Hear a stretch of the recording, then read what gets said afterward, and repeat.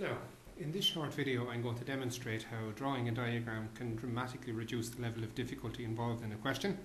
And the example that I'm looking at is taken from the coordinate geometry of the circle section, and it's quite straightforward, but it can become very messy if we don't approach it with the diagram.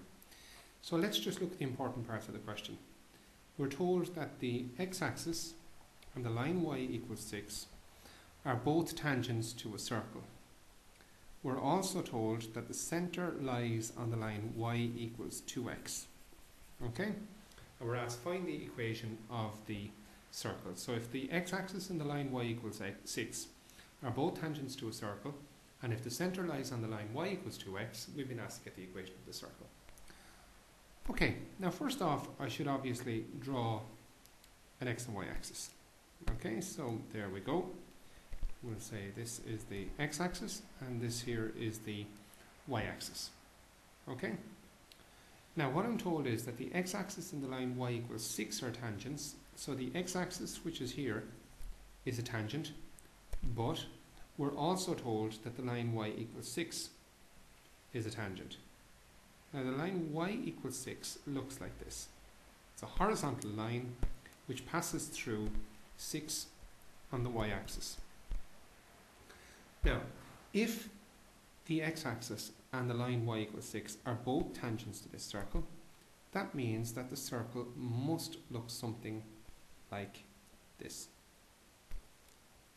So it's like as if the circle is sandwiched between the x-axis and the line y equals 6. Okay, just like what we have here. So this is supposed to just touch here and just touch here. Okay? Now, we're also told that the centre of the circle, which is here, lies on the line y equals 2x. Now first of all, I notice that if I compare this to y equals mx plus c, I can clearly see that the slope is 2, and because the equation does not contain a constant, it means that that line goes through the origin. So that means then clearly that the line that they're talking about looks like this. So it goes up there, through the centre, like so. And that's the line y equals 2x. Okay? Now, I have two choices for using the equation of a circle. I can use the equation that involves h's and k's, or I can use the equation that involves g's and f's and c's. So I think in this particular situation, we'll look at h comma k, and then the radius is obviously the distance from here down to here. Now, if I knew what the centre was and I knew what the radius was, finding out the equation of the circle would be a very, very straightforward question.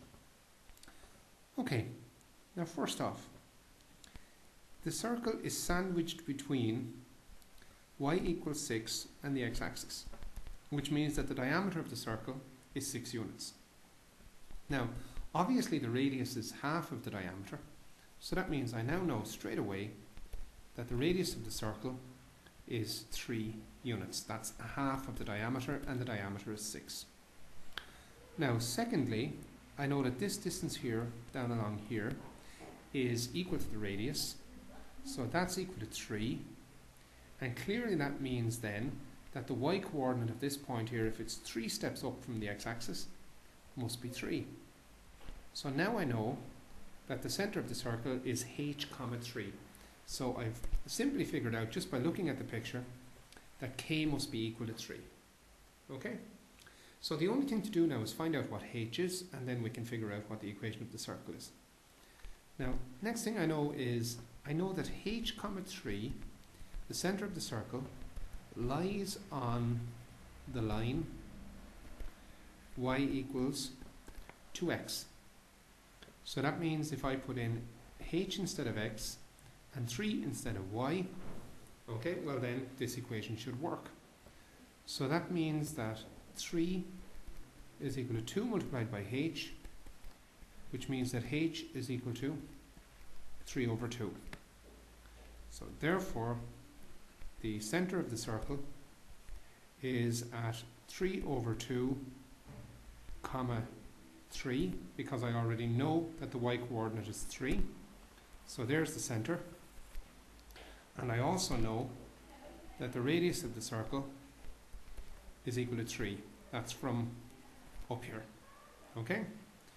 Now, if this is h and this is k, I know that the equation of my circle is x minus h to be squared plus y minus k to be squared equals r squared. So therefore, x minus 3 over 2 to be squared plus y minus 3 to be squared is equal to 9, because obviously 3 squared is equal to 9. So that means then that the equation of my circle is this here. X minus 3 over 2 to be squared plus y minus 3 to be squared is equal to 9. Now, obviously, if I hadn't drawn a diagram for this question, it would have been very difficult for me to visualize the fact that the diameter was 3. It would have been therefore difficult to realize that the radius was 3. The diagram told me what the y-coordinate of the center of the circle was. So I gleaned a huge amount of information from the picture. So particularly for the line, the circle, trigonometry, or for calculus on paper 1, I would strongly advise that you draw a diagram if the question is not making any sense. So hopefully this short video has been of some help to you.